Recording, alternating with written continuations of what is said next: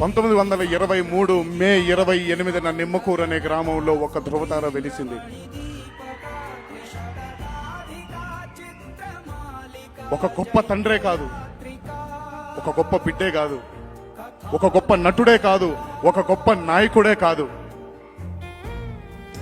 వీటన్నిటికంటే ముఖ్యం తెలుగు వాళ్ళు అని కూడా మనల్ని సంబోధించని రోజుల్లో, పక్క రాష్ట్రం వాళ్ళ పేరిటతో మనల్ని పిలిచిన రోజుల్లో, ఇదిరా తెలుగువాడి గౌరవం, ఇదిరా తెలుగువాడి పౌరుషం, ఇదిరా తెలుగువాడి ఖ్యాతి అని తొడ కొట్టి ఈరోజు తెలుగు వాళ్ళం అని గర్వంగా మనం చెప్పుకుంటున్నామంటే